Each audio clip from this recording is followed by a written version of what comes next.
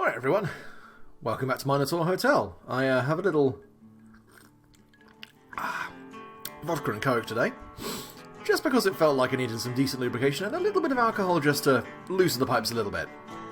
And yeah, we shall just carry on from where we were. I'm probably a little bit into Chapter 3, where I didn't intend to go any further than literally the end of Chapter 2, but we'll just keep going until we get to the end of Chapter 4, and then I'll call it for a pet. Well, we'll see how long we go for. I was going to say, yeah, I've got about an hour, so... You're back in the ruined hallway. It stretches into the lobby and further into the hotel. Up ahead, something catches your eye. A leather-bound... We're starting off well here. Up ahead, something catches your eye. A leather-bound volume, not too different from the check-in register you found in the reception office, has been carelessly thrown on the floor. A cursory look reveals most of its pages have been torn out, but the cover's backside contains something written in the same script from the deed. The glyphs shift and twist under your gaze, marching into place the harder you look. After a few minutes, however, it turns uncomfortable, as if your mind was being drilled by the paper. You take a seat at the lounge's bar, just a foot away from the green glass shards scattered about over the purple stain. You lose yourself in deciphering this script. Asterion's sentence. Hereby, the gods of Olympus sentence the prisoner Asterion to eternal damnation for his meekness and cowardice in the face of adversity. With this sentence, his prison is created, a labyrinth born out of the gods' ichor. The labyrinth shall welcome lost mortals with nowhere to go. Among them, a jailer will be picked to command and rewrite the realm. The jailer and the labyrinth's mission is to secure the prisoner's eternal torture. The jailer shall enjoy power and freedom to rewrite the labyrinth as to better enact his vision. Asterion of Crete, adopted son to King Minos, and every drop of his blasphemous blood is hereby sentenced to the labyrinth. By this decree, the god's will is done. I just like a little, yay! We found someone's writ of condemnation. You obtain the ledger, press the escape key to open it, or click the icon on the screen. Okay, so we do that. Okay, so we've actually got like an inventory screen and shit. Okay, nice. And shit over there. Right. You're pulled from your trance by the bang of a door closing down the hallway. The light around you has shifted. You look back to the garden, and the sun is already setting. Time passes in a flash, and now the clop of hooves, and now the clop of hooves on marble floor echoes through the corridor. The Minotaur enters the lounge, sees you, and bows. Hi. Please tuck it away. Hello, Asterion. Did you sleep well? I did, Master. I must thank you for allowing me to rest. That's good to hear. I take it you have no issue with your bath? I did not. Asterion stands up and looks at you directly. I should ask for your forgiveness. I left you waiting without providing a tour of the hotel or its inner workings. That was awfully unfitting of my position as the hotel's keeper. I am at your disposal now, however. He looks behind you, to the wall covered by dozens of bottles of liquor. Could I provide Master with a drink? Would that please you? Well, I don't think those are safe. I checked a few of them. They weren't smelling right. That will not be an issue. I can muster more for Master. Very well. Go on. The Minotaur walks behind the counter. The world blinks around you, and when you look again, he holds a bottle of whiskey. Well, I'm more of a vodka man, as you can quite clearly see. Oh. That being said, if you watch my drink along with, you'll know I'll sink down pretty much anything that can numb my brain. He walks with a spring in his step, but stops once he sees the purple stain on the floor. Whatever smidgen of chirpiness was on his face is gone. He lowers himself to the floor and runs a hand over the dried out wine. He tries scraping the dust off the ground, then rubbing his hand on it, to no avail. What's on your mind? The Minotaur speaks without looking up to you. He went all the way, the previous master. Locking me in where he wasn't enough. He had to kick out all the guests and go as far as breaking the bottles. He knew the wine could heal me. I had one in the infirmary, in case I got hurt and needed help, and one here for my enjoyment. I hope he didn't break the others as well. It's the one thing I cannot summon. The Minotaur rises up and supports himself on the counter. He summons a rag and goes through the motions of dusting. No matter. Now, what does the Masters want? I should tell you up front the hotel's liquor is quite impressive. Hit me up, bruh. You tell Asterion about your favourite drink. He listens intently. As you speak, the hotel blinks around you. A second after finishing your description, your drink sits in front of you. As it does. That is actually really nice. Russian Standard and Pepsi Max. Strangely good combination. Does taste slightly like I'm drinking methylated spirits, but in a good way, I think. Oh, shit, what the fuck is that floating in there? No. The fuck? Oh, well, hopefully that was already in the glass. I hope it is the Master's liking. It isn't bad, but neither is it good. Just a bit off. Asterion notices the disappointment in your face, and his ear droops. I suppose the hotel is still rusty. It might take a while before it is as capable as it used to be. Or perhaps I am the problem. I must say I'm terribly sorry. He mumbles something you can't quite understand. His remaining eye twitches. Perhaps this would be an adequate moment to introduce Master to his quarters. Surely you must be tired. It darkens already. The two of you return to the hotel's lobby. The spiral staircase, now tinted orange by the skylight, remains as welcoming as before. The fourth floor has no doors, however.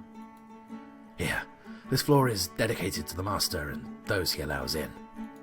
The hotel bends to the Master's will. Wish for a door, and it will be done. My power is similar to yours, albeit much weaker.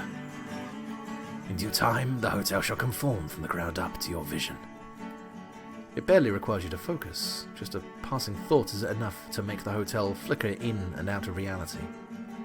The door welcomes you. It flickers away after you and Asterion cross into its threshold. Oh, nice place. The living room ahead of you seems to have resisted the damage of time better than the rest of the hotel. It is dusty and some chunks of the wall show the beginnings of mould, but that is nothing compared to the devastation you saw in the kitchen. Asterion says nothing at first. His gaze seems to be lost in the distance as he walks around, inspecting the room. There are lines of wooden carvings on shelves.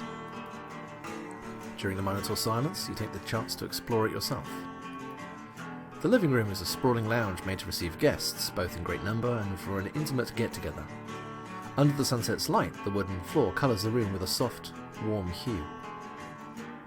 There's a master bedroom with a vast closet, still filled with clothes, none you'd use, however.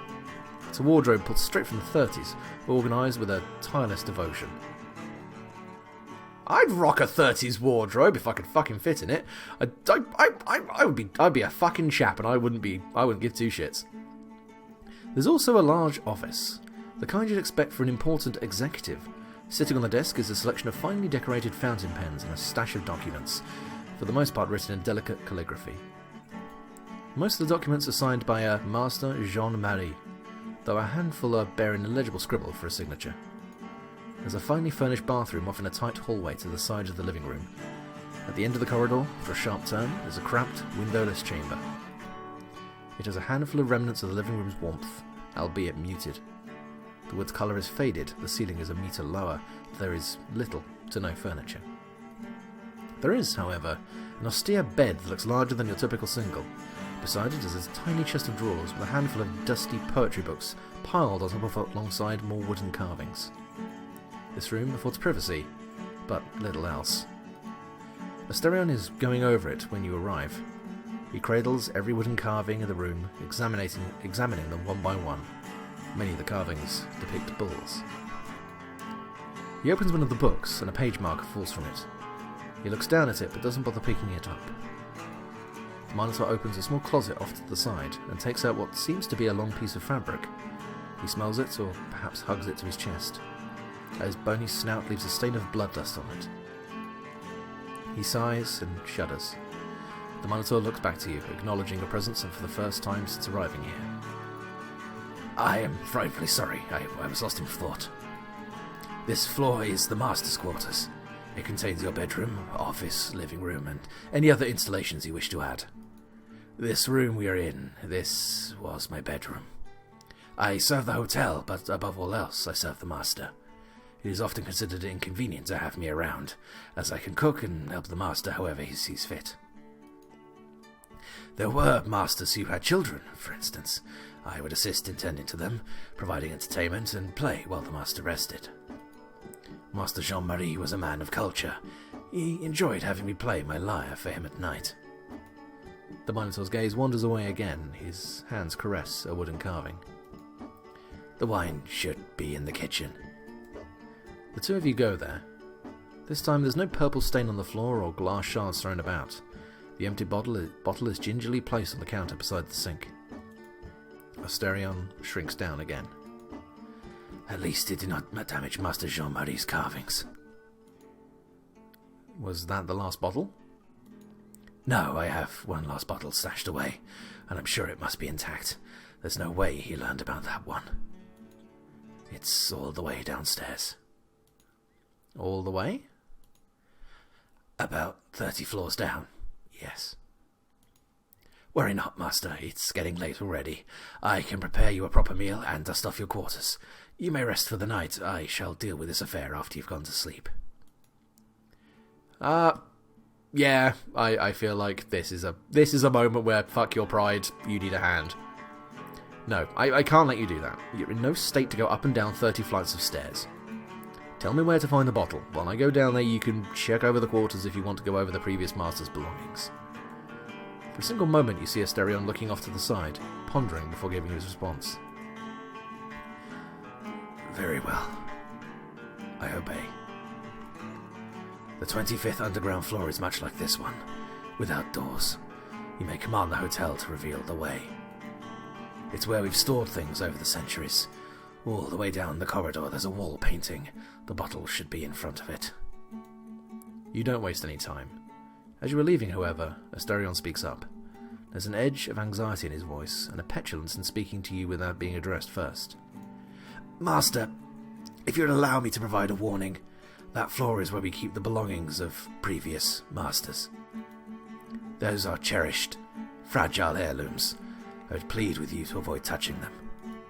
You answer with a thumbs up, hey, as you summon a door out.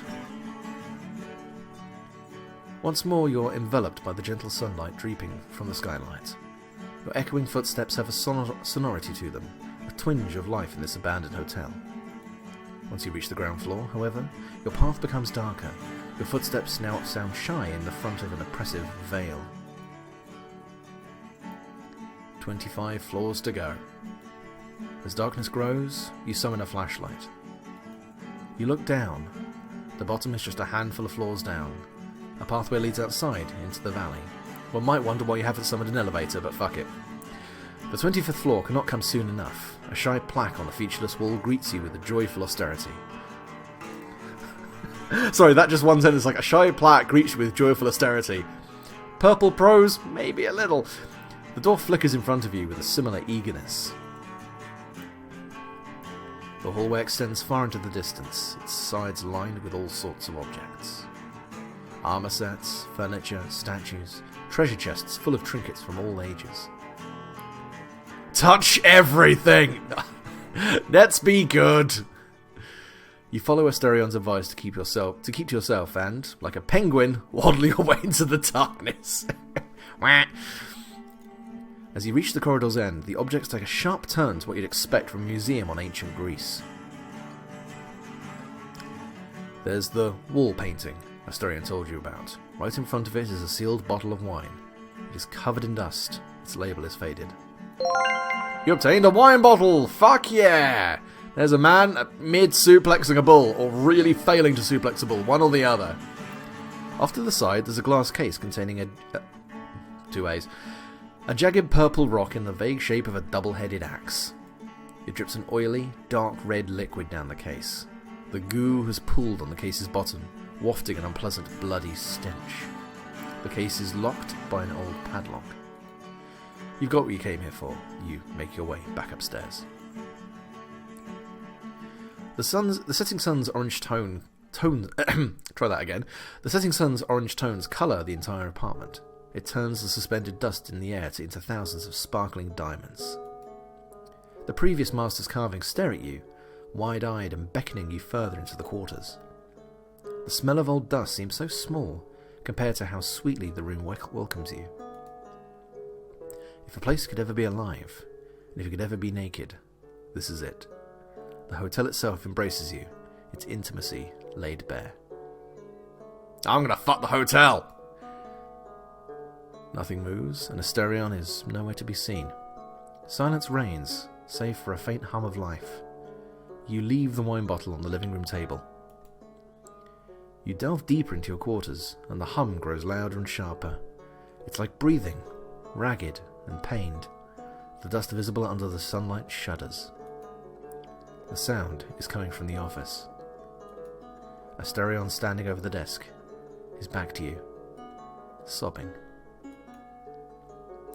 His ear flicks in response to your footsteps. His head twitches to the side, barely catching sight of you. Asterion holds his breath, but his back convulses still.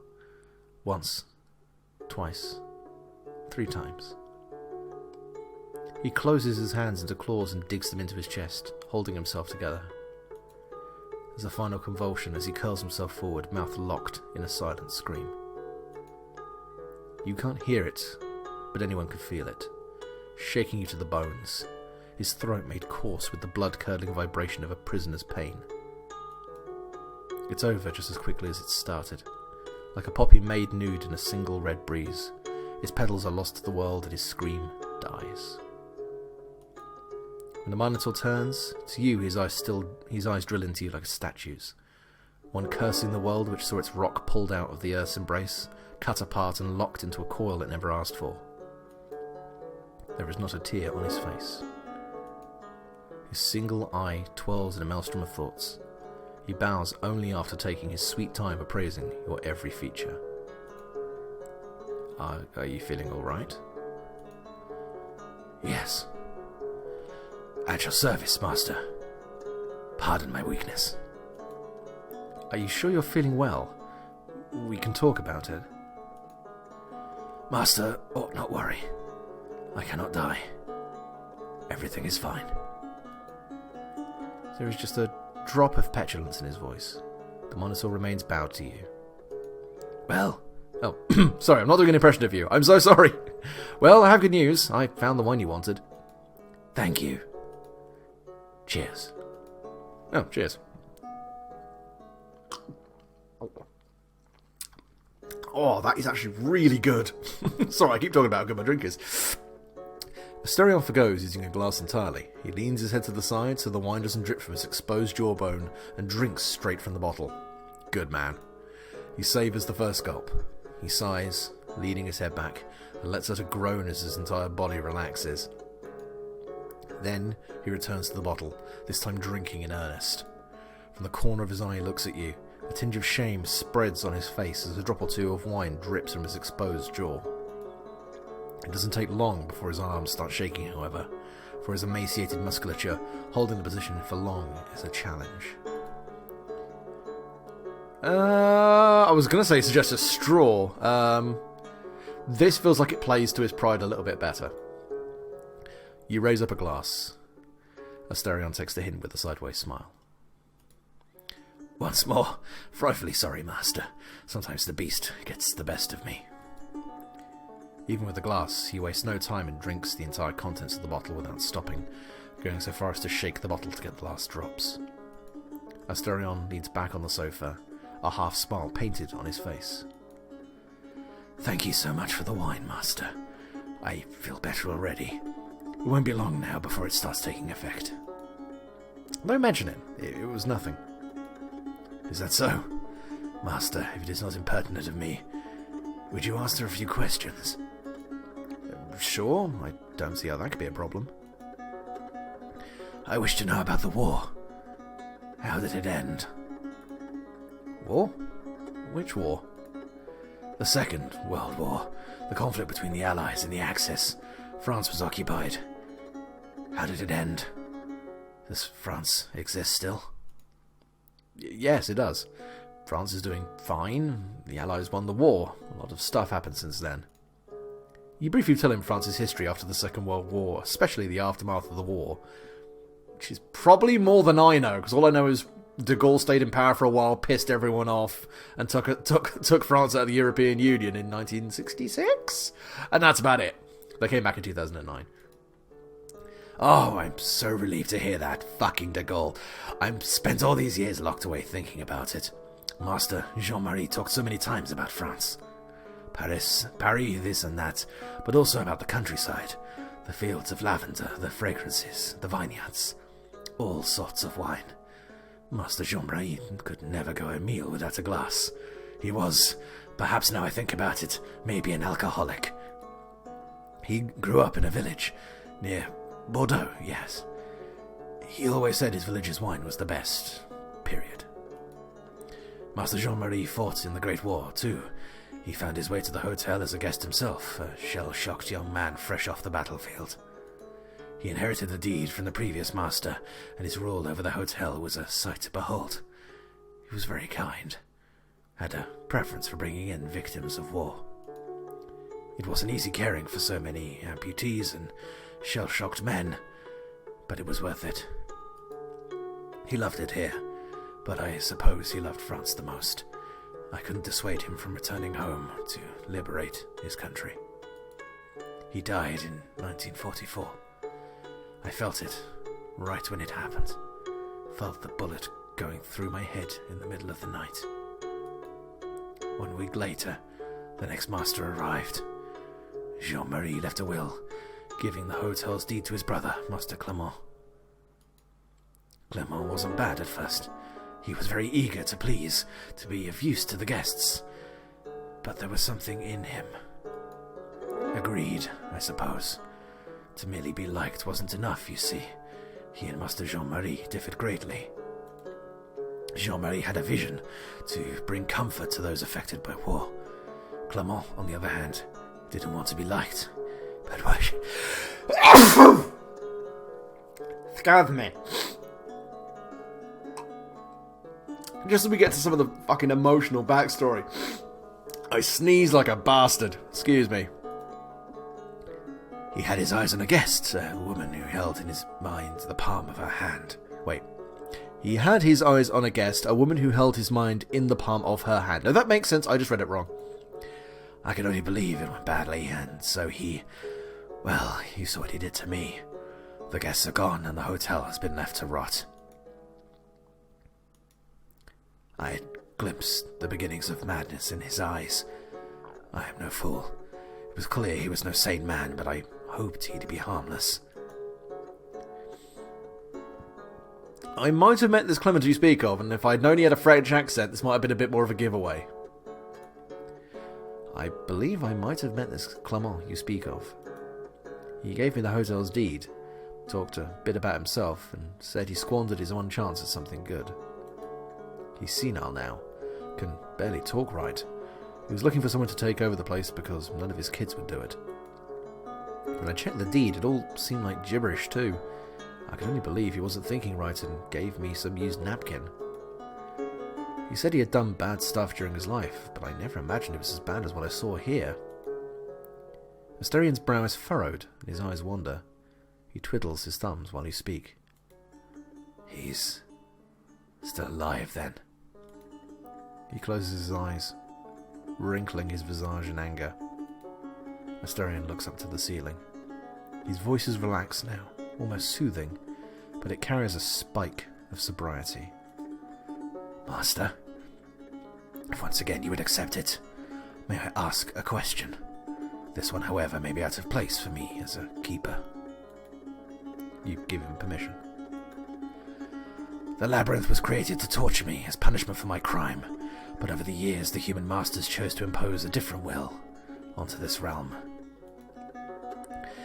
It began with a young man who took pity on me, and over the generations it became a haven for the lost.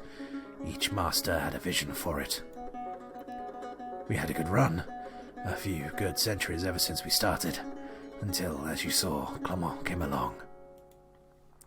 I wish to know your intentions. That is awfully out of place for me as prisoner. You are my captor, and I shall obey whatever your will may be. Nonetheless, I wish to have my impertinent question answered, if it isn't much. Is it your will to carry on with the hotel's mission? To offer sanctuary to those lost with nowhere to go? I should let you know, before you answer, that I am used to suffering. I've been through a lot worse than what you saw today. If your will is to torture me, like Master Clement did, then you need not pretend. However, you accepted my oath and took me into your service, and now you've treated me with kindness.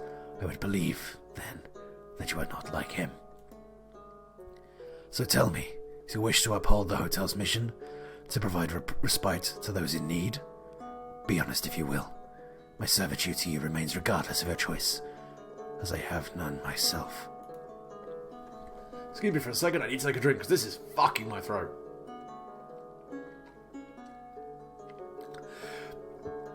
Well, at least they're not giving me an option to be a massive prick, although coding that would be an arse, and I wouldn't want to meet the kind of person who would choose to torture a Minotaur.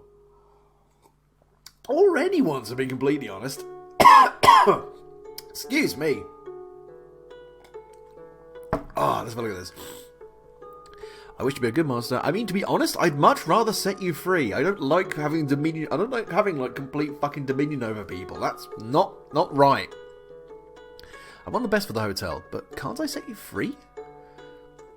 I want to do the right thing, Asterion. It may be hard for you to see that now, but I'm telling you the truth. I'd like to do what is best for the hotel, and for you, which is why I have to ask, can't I set you free? I am your master, after all. It's not right to keep anyone as a slave. If I can, I want to set you free. Asterion looks off to the side, biting his fingernails. Your words did not have much of a soothing effect on him. That is kind of you, Master, but it cannot be done. My sentence is for eternity, and I cannot escape it. There have been a handful of masters who have said words much like yours. They have good intentions, but it cannot be realized. I cannot escape my servitude. The Minotaur looks at you, biting his nails. His eyes shift to and fro. Very well. In this case, I will uphold the hotel's mission. I want to be a good master to the hotel and to you. The Minotaur stares you up and down. His eyes are sharp. They blink quickly, like a cat's without shifting away from you. It's like being dissected in search of something. Suddenly he gets up, too quickly for comfort, and walks up to you. The Minotaur kneels. Very well. Thank you, Master. It shall be an honor to serve. I am provided with no other choice, quite naturally. But if it brings satisfaction, know that I gladly obey he who has the hotel's best interests in mind. It brings me purpose, and it is the right thing to do. I am most grateful. Oh, there we go. That was chapter 3. Night quickly settles. The hotel has no electricity, but you can do with candles and lanterns. Your shadow and Asterion slither on the walls, trembling alongside the flickering flames. The master's quarters are filled with the velvety sounds of life, breathing, footsteps, furniture creaking under you. From outside, a passerby would see this ruined hotel with a single candle-lit window. If he perchance tried exploring it, he'd only find unending hallways of black and white marble tiles, echoing with the rustling of his clothes. You could seek out the comfort of this candlelit room, but never find it, locked away as it is behind a doorless wall. Silence drips back over the two of you. More often than not, Asterion is turned towards you, following with his gaze. Just when you realise how hungry you are, he summons a humble feast for you. Fruit, cheese, water, even a regular bottle of wine. He turns his back to you to set the table. He stumbles a bit, and a few apples roll off to the ground. You catch him giving you a sideways glance. His nostrils flare under his nervous breathing. He picks up the apples and turns his back to you, hands shaking. Your candlelit dinner is simple and uneventful. Any offer to have Asterion eat alongside you is brushed off with a shake of his head. It's a long, deliberate movement. His single ear whips to and fro beside his head. You ask him if there's any way to restore the hotel's electricity. There is, yes. We must light the hotel's hearth, and for that we must use a special object. It is a set of bronze mirrors that focus sunlight. It generates a pure flame. It will bring the entire hotel back to life. Shortly after, with nothing else to do for the night, the both of you find rest in your respective rooms. The Minotaur dreams. Before Athens and Sparta, there was Crete, where Zeus was born and raised. Wild goats left their cloven marks on its slopes, carved out of cooled magma from the age of the Titans. Its soil, rich and hard, bore the promise of prosperity. Crete was a cradle, safe and fertile for early mankind, as it was for Zeus, first of the Olympians. His son, Minos I, made his way there and became its founder and king. When death came for him, Minos was made judge of the dead. His lineage bore many kings for Crete, the prosperous cradle of man.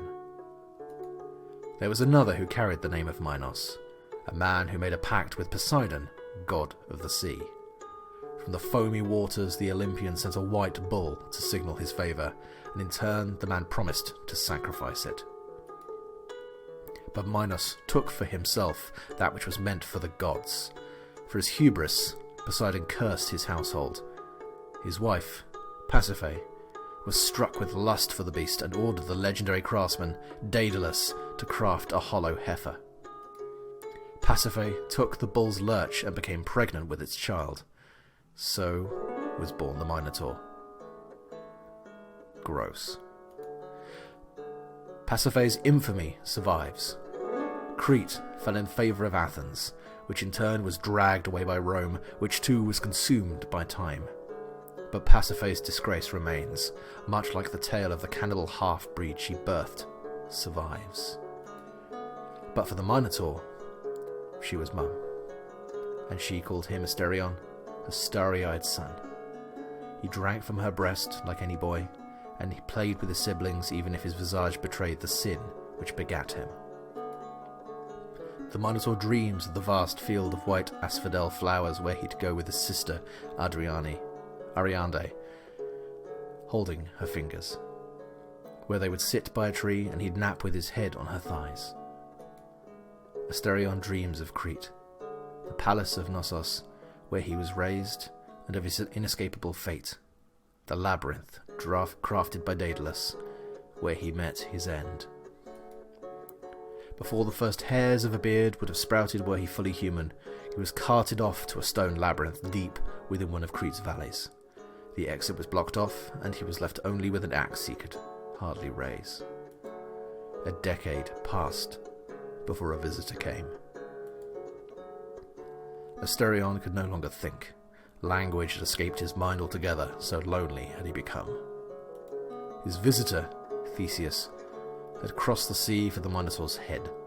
The hero expected a battle, but found only a beast deserving of mercy. Asterion did not reject the hero's pity. At last he dreams of the Asphodel Meadows.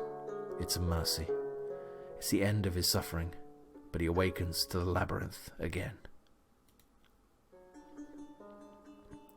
He jumps from dream to reflection. Master Jean-Marie and Clement. The cold room. The new master. Freedom from the darkness. Food. And wine. Asterion grasps the dusty sheets. It's been decades since he slept on a bed. He feels no bed sores on his back. Instead of the cold room stench, there is only the slightly mouldy smell of his old room. His lips, half bull, half skeletal, threaten to curl into a smile. But doubt eats away at him, churns in his stomach. The Minotaur unceremoniously rises and opens the closet. No matter what comes next, he must work. Work, and then work some more. While he checks his garments, he mumbles an old poem from memory. You came, and you did well to come. I longed for you, and you brought fire to my heart which burns high for you. These old clothes don't fit him. The mirror makes it clear how much of a disgrace he is. The gaping, fleshless hole in his skull makes his ichor bubble and threaten to burst from his mouth. But he's less of a disgrace than he was the day before. And for the last 80 years, there is some mercy in that. He forces a half smile and goes out. As soon as he steps out, however, his ear flicks. He catches a distant tune. Chirpy. One could say even joyous. It is faint but unmistakable. The smile disappears from his face.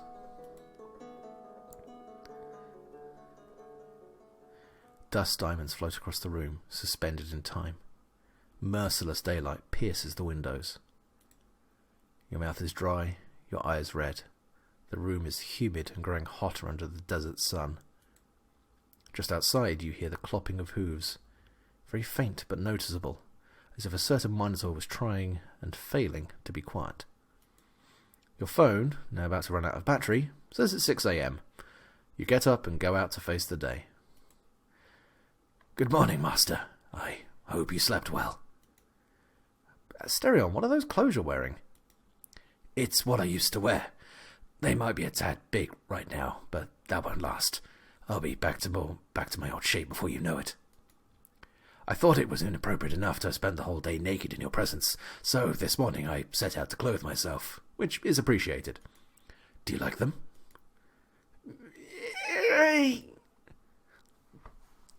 To be fair, it's classy.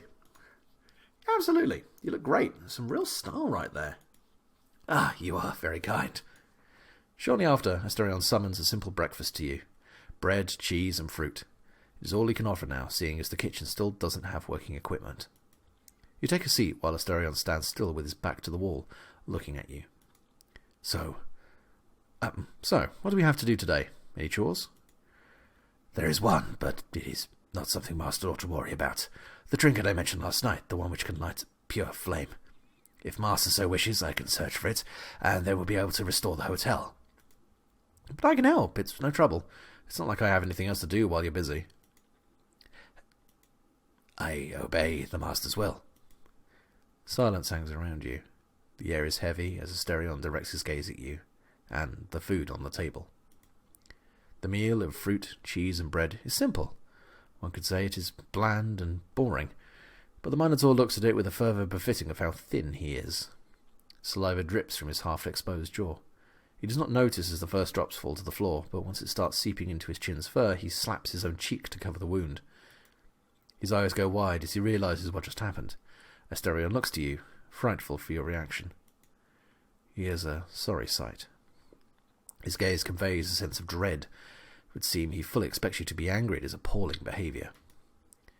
You seem hungry, Asterion. Aren't you going to eat? I don't mind sharing a meal with you. It is improper for the servant to eat with the Lord. Master need not worry about me. I'll feed after you are done. Is that how the previous masters treated you? Yes, that has been our custom ever since, for many centuries, shall we say. Master Jean-Marie in particular was quite strict with it.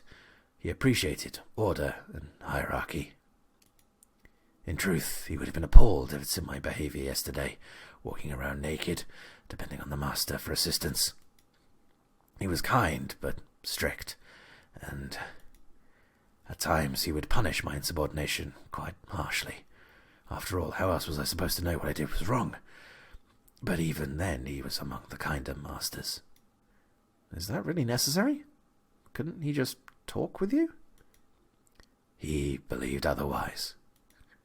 Nonetheless, he had no qualms with treating me well when I exceeded his expectations. The Minotaur shifts on his hooves and looks down. His eyes grow duller. He would pet me at times, scratch my chin and behind my ears. He could be affectionate. I enjoyed my time with him. I did. He was a fine master for the hotel. It flourished under his rule. That is what matters. After you are done with your meal, the Minotaur retreats to the kitchen to wash the dishes. Only afterwards does he eat. He sits on the floor, cross-legged, and eats what remains of the food he summoned you. Even though the kitchen is nothing like the cold stone cell which you met, The air of despondency which surrounds Asterion is so infectious that it almost appears the same.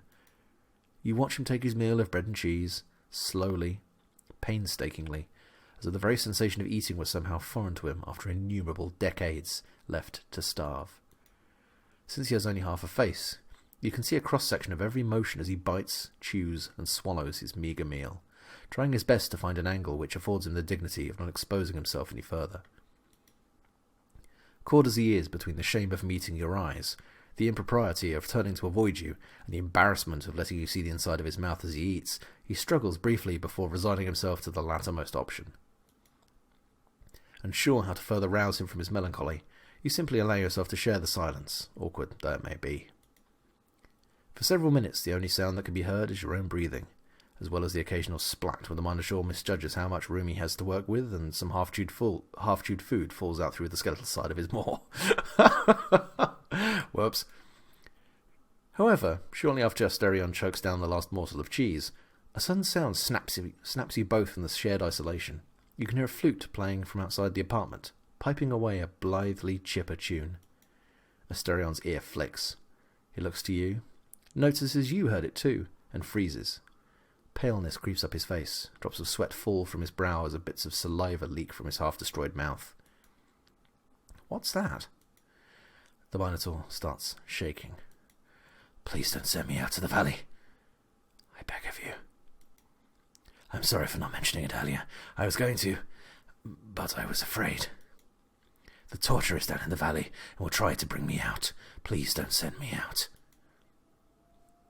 It takes a while to calm the Minotaur, but eventually he takes you to the source of the hauntingly chirpy song, all the way down the spiral staircase to the very depths of the hotel. Asterion follows closely behind you, even if, in theory, he should be the one guiding ahead. The song grows louder as you go down. It is carried upwards by a draught coming all the way from below. The bottom floor is bare rock, a vaguely circular gallery with a single exit leading out to the valley. So far, the entire hotel, even if dilapidated, has only given you the impression it was lovingly built. It is not the case for this area at its lowest point. It was precariously carved out of the rock and left behind with an active distaste and carelessness. The sunlight pouring from outside is harsh to your eyes, accustomed as they are to the darkness of the spiral staircase. In contrast, the song has a jolly... Vodka. Need. Lovely. In contrast, the song has a jolly touch to it, and it continues to throw Asterion into a nearly panicked state. He is here, the foreman of the labyrinth. He is called Argos. He'll hurt me if I go out, but he can't harm the master. The valley is laid out before you, painted in broad strokes of vivid orange balanced out with blue and golden hues in the sky. It is arid, but there is vegetation here. There probably doesn't need to be a comma there. It is actually a soothing scenery compared to the thoroughly lifeless desert around the hotel. The wind even has a tinge of an early morning humidity. It would be no surprise finding some dew lingering in the bushes. It is quite peculiar. The valley seemed devoid of life when you look down at it from the hotel's lookout, but up close it is quite different. Just ahead there are 2 rows of marble statues, each one standing 4 to 5 meters tall, and a single statue of a woman pointing the sword in her hand at the hotel's entrance. The song comes from the statue. You look back to Asterion. You can barely make out the blue flame from the cave's darkness. Praise the Olymp... We'll start with this, and then when I see them I'll work out precisely what sort of thing to be. Praise the Olympians, the bones showed the truth. A new master is indeed upon us. A grey hand grasps the statue's shoulder, then a serpentine shape emerges and coils around the woman's neck. It's fucking Dio!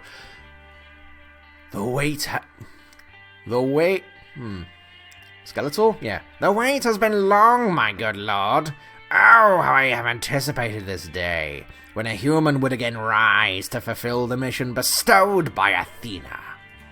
I have spent decades lying here, in this valley as interesting as a dung heap, ever since Master Clement left this realm, all by my lonesome.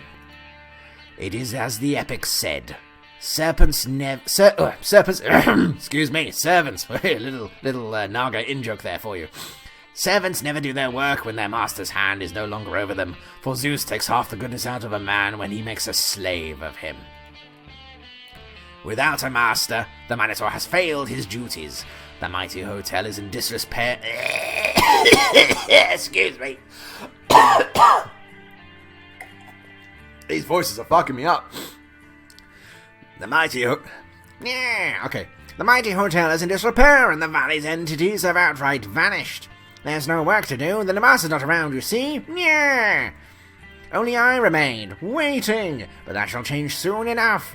I feel the earth stirring beneath the statues, there we go. Before you know it, the old kin of the gods will be among us once more. Now, my good master, do you know your most faithful follower's name? Has the Minotaur informed you of my pedigree? Master has not offered me a greeting, nor a word of appreciation, so I can only assume the old bull neglects his duties again. I mean, you haven't let me get a fucking word in edgeways thus far. Your face said it all. Very well. Allow me to introduce myself. It is I, dear. Oh no, I'm Argos. Apparently I'm a fucking catalogue. I am Argos Panoptes, watcher of the heifer, worshipper of the Olympians. My pedigree is unmatched.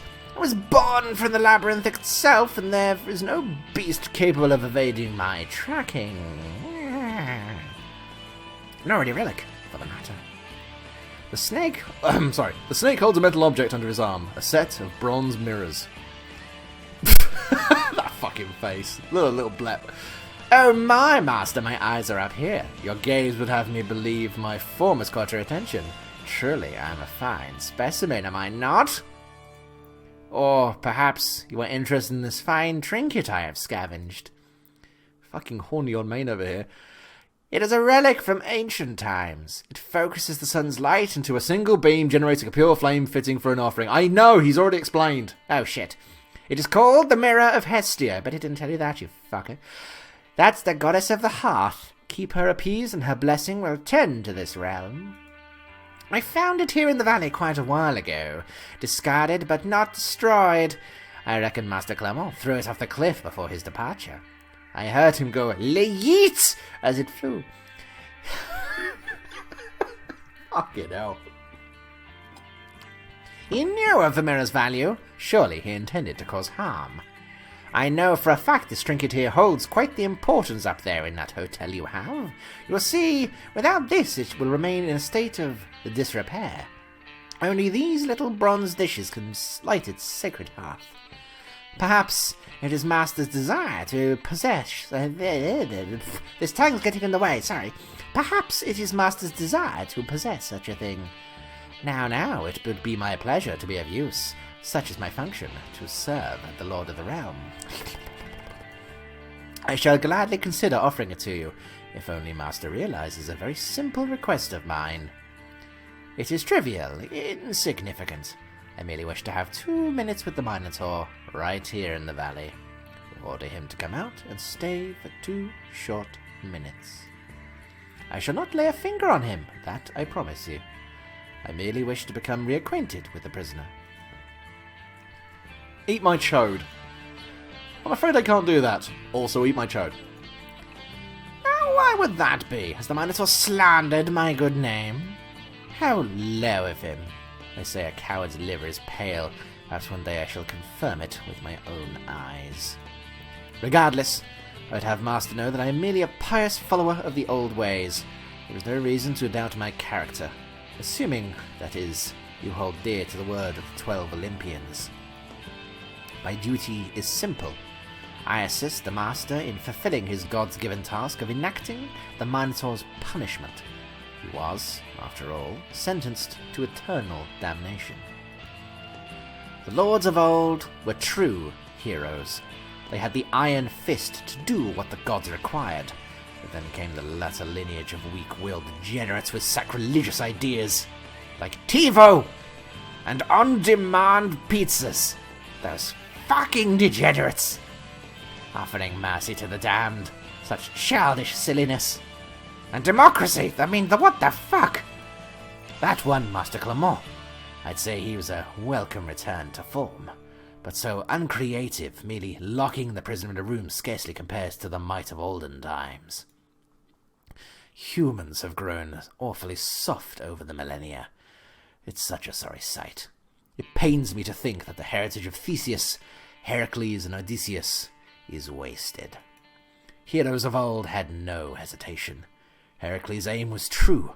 With an arrow coated in the Hydra's blood, he cleaved Gerion's skull, the monster of the Red Desert.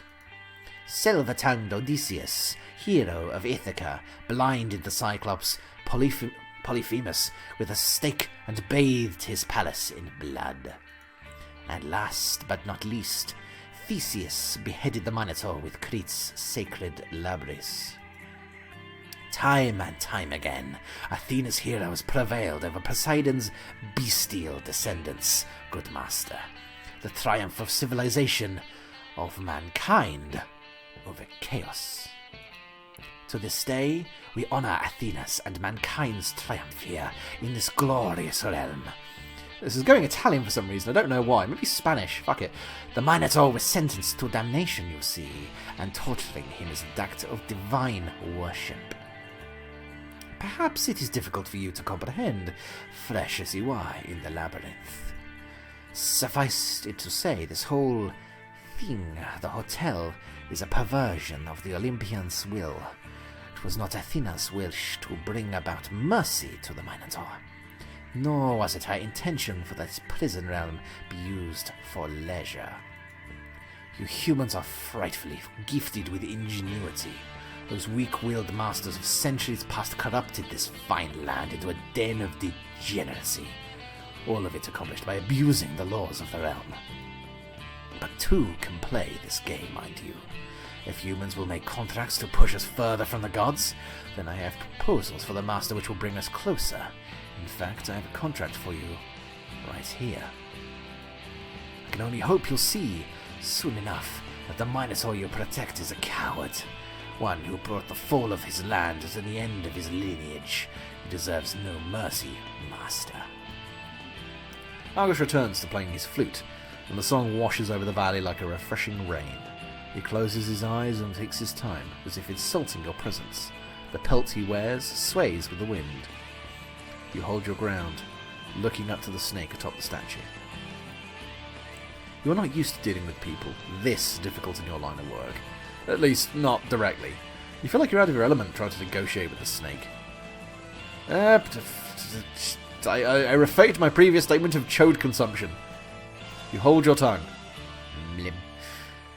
After he finishes his song, he looks down to you again. Well, what is it? Do you want the mirror? I made you an offer. Give me 2 minutes with the heifer, and I'll consider giving it to you. If you will not take it, I have no reason to deal with you. I may serve the labyrinth's mission, but I am not bound to your will. I need not follow your demands. However, if the master will not take my first offer, I suppose there is one thing that may be palatable to you. You see, my good master, I am an entity of the labyrinth. This earth begat me. I am born from the divine, but even I have needs. With the previous masters I have had fine arrangements, which have turned into fruitful partnerships, even if we'd agreed on this whole hotel thing. Perhaps I should cut to the point, eh? I shall offer you a contract. It is exactly what it would seem to be, a piece of parchment setting down rules and effects. You see, master, I may be half divine, but I need food and water. For decades now I've scavenged this land because Master Clement left me without negotiating his terms with me. The contract is clear. You will bequeath to me a fragment of your power, so may summon food, water, and shelter. I am tired of living off this barren land. As payment for your mercy, I shall give you this divine artifact, used to light the holy flames of the hearth. I'd say it's quite a fair exchange. You will have your comfortable lair, and so will I. Save for Clement, whose reign was frightfully short, all other masters have signed this term. I have been useful to them all, and I shall be for you, and you for me. We can be good, gentlemanly neighbours. This contract also has a non-aggression clause. I shall not hurt you, you shall not hurt me. It is a self-enforcing agreement. We will both find ourselves unable to break it. The laws you see apply themselves. Contracts are very powerful. On the off chance one of us somehow breaks one of the terms, then our pact is terminated. I lose the powers bequeathed to me, and your hotel's hearth will go out. The trinket reverts back to my ownership. It is a most fair agreement, I'd say. Argos hands you the parchment. To you, it reads, "This document binds the master of the labyrinth and the snake known as Argos Panoptes, henceforth referred to as the Foreman, together in an agreement. Article 1. The master leases to the Foreman the authority to summon food, water, shelter, and furniture for use however he sees fit, including for the benefit of the cultivation of crops and raising of animals. In return, the Foreman leases the Mirror of Hestia for the master's use however he sees fit, including for the benefit and maintenance of the structure known as the hotel as established in previous contracts. Article 2. The master and the leasee shall refrain from bringing harm to the other, directly and indirectly, by means including but not limited to violence, incentivizing or rewarding third parties towards aggression against the other, sabotaging structures, poisoning food and water, among others. Article 3. The master is forbidden from directly and indirectly interfering with the full enjoyment of the foreman's rights granted under this contract. The foreman is similarly forbidden from bringing harm to the hotel. Article 4. The master is allowed to conduct inspections on the foreman's accommodations, save for the foreman's personal quarters, whose access is forbidden. The foreman is forbidden from conspiring against the master, and shall not use the rights granted by this contract to bring him harm. The master and foreman are symmetrically bound to this article, including but not limited to using Hestia's mirror to bring harm to the foreman.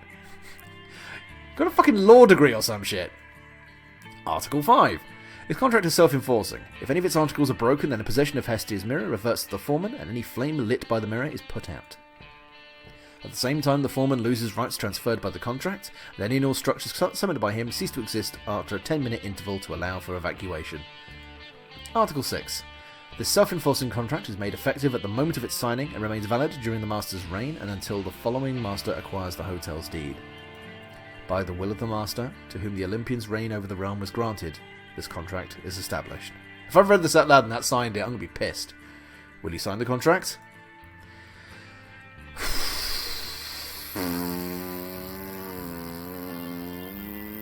Honestly, I'm not sure if I should. It's very broadly worded and it has absolutely no consideration for, I've forgotten his name, Mulad. You're now Mulad as far as I'm concerned. Oh, fuck. Everything seems to be in order. I'm glad my contract is to the master's liking. You sign the document with your pen and Argos hands you the mirror. It's a pleasure negotiating with you, master. I hope we have more opportunities to do so. You return to the hotel.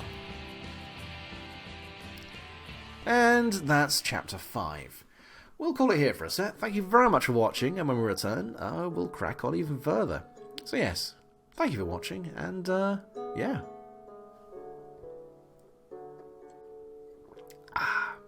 Cheers.